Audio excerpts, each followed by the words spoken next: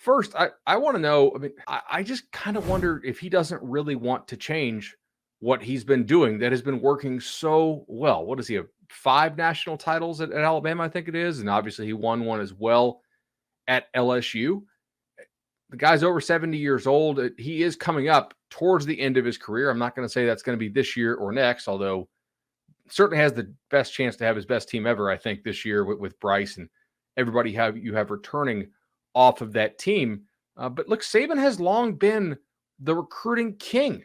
His methods have worked extremely well, whether that's selling NIL or whether that's bagman stuff. Obviously, the people in the comments weighing in, it's amazing how all the families that go to Tuscaloosa end up working in Tuscaloosa. New Dodge Chargers, Challengers magically kept showing up, etc. I'm not going to get into that, guys. Like, I don't even think Saban owns the Dodge dealership there. But look, if you did have a really good bagman setup in the past, it's not as important now to have that bagman setup because the secrecy and having these boosters who will keep their mouth shut is not as important as it used to be. Now the stuff is just out in the open, as we saw with A&M, as Nick is talking about here.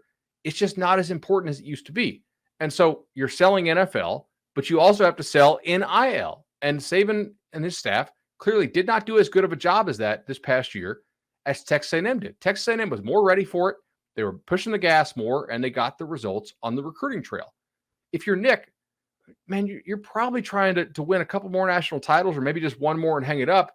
You don't want to have to completely change how you recruit. Also, keep in mind here, the last time that Nick had a bunch of players that were actually paid above the table didn't go so well. NFL, right? I mean, he did okay with the Dolphins. If he had Drew Brees, probably would have done a little bit better. But I think it's a little bit one of these things where he probably doesn't want to change. And I'm not entirely sure that the argument that this was a warning shot holds water, right?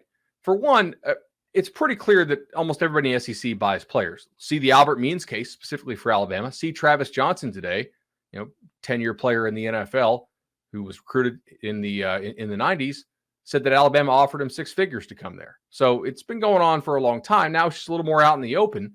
But I'm not really sure this is actually a true warning shot like he issued in 2012 with respect to the no-huddle offenses. Remember when Kevin Sumlin and Hugh Freeze were just driving him nuts with the way that they set their defenses and who had to call the defense with the no-huddle RPO stuff? And Saban said, is this really what we want football to be? And the answer collectively was, yeah, this is really fun. So Bama said, fine, we'll do it with better players and we'll beat you. And indeed, they pretty much have for about the last decade or so. If this is a warning shot, though, and I'm not really convinced that it is, because do you really think he wants to have to adapt again on the tail end of his career? I'm not convinced of that. But if that's your argument, then clearly I think this is just a call to the boosters and business owners in that room, of which there were many, to, hey, this game is changing and we need to step up and compete a little bit differently here in the NIL world. And specifically here, to do it beforehand. Of course, he can't come out and say that directly because you're technically not allowed to do the whole endorsement stuff. But realistically, I think that's kind of one of two options. Either he doesn't want to adapt or he's just using this as a way to drum up more booster support. Do you think he's going to retire or basically be like close to hanging it up? Mr. Tongue Twister 77 had an interesting one here. He said, Nick doesn't often speak off the cuff like this. Other programs or the NCAA should pay attention. I think that's probably true, man. He's in his 70s.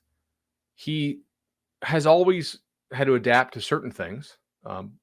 But this just feels different. It does. And it's clear that this is an area in which Bama, I don't want to say they are behind, because I have no doubt that they're ramping up behind the scenes. Just common sense will tell you that. But I think for 1 year, they probably were behind slightly to A&M. They still got the number 2 recruiting class in the entire country. Does Nick want to deal with that? For so long, he has not had to deal with just overt conversations about like just player salary, even though it's paid via third party. Now that's just part of recruiting. I talk to coaches all the time. The kids want to know, how much can I get? That's what I also ask in a job interview, right? That's what you guys ask too. How much can I get? How long is it going to take Bama to totally adjust to this? Maybe just a year. Who knows? That's possible. If it takes longer, though, it makes you think, like, how long is Nick actually going to coach? He's got this Bryce Young team. He's got a really, really loaded team coming back. This could be his best team of all time. I just don't know if he wants to stick around